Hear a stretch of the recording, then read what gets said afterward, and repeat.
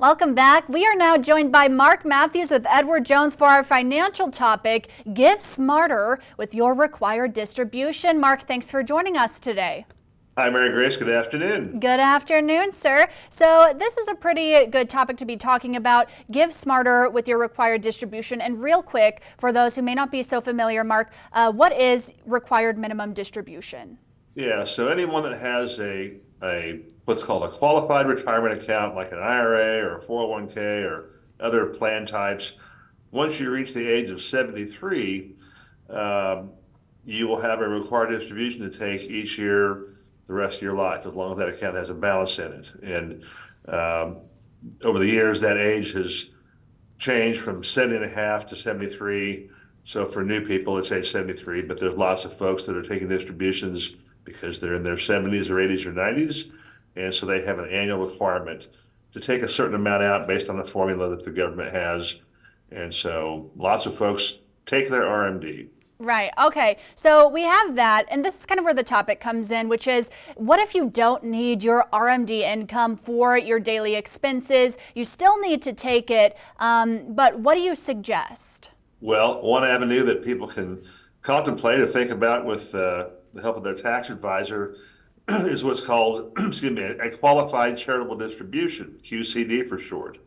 And basically, the government allows you to take a QCD, and if you send it straight to a charitable organization of most any type, then that can satisfy your required distribution. So, for example, if you were required to take out $1,000 from your IRA, and if you just take it yourself, it comes into your checking account, then that's considered income for this year, and you'll probably pay income tax on it.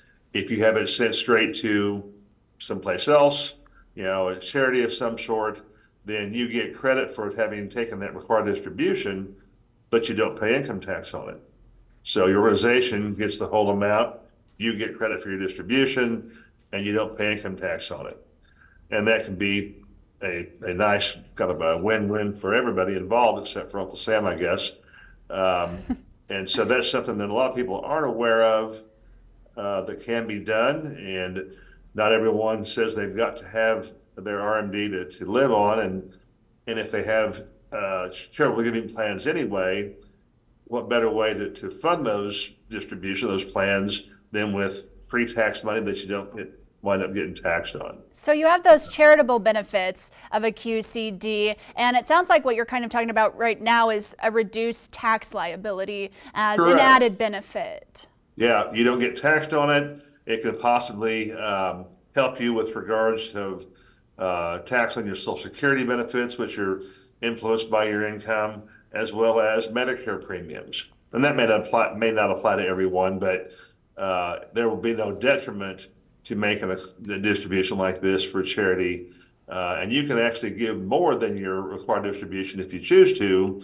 The annual limit's $100,000 or thereabouts. So it can be more than you're required to take if you're so inclined. That's not a requirement by any means, but it's a beneficial thing for groups you care to give to anyway, and it takes care of your distribution. And you don't get taxed on it. And you can do that beginning at age 70 and a half.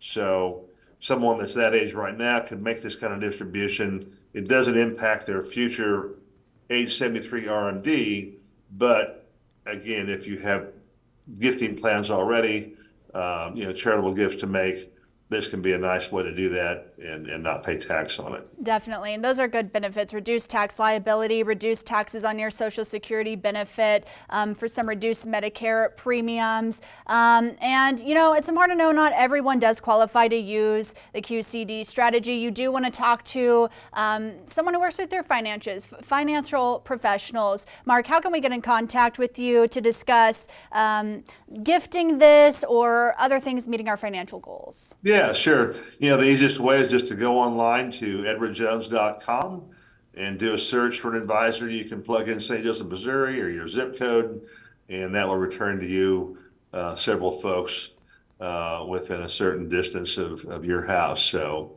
that's the way to do that. Excellent. Sounds great. Well, Mark Matthews with Edward Jones. Again, Mark, thank you for joining us today. Thank you, Mary Grace. Of course.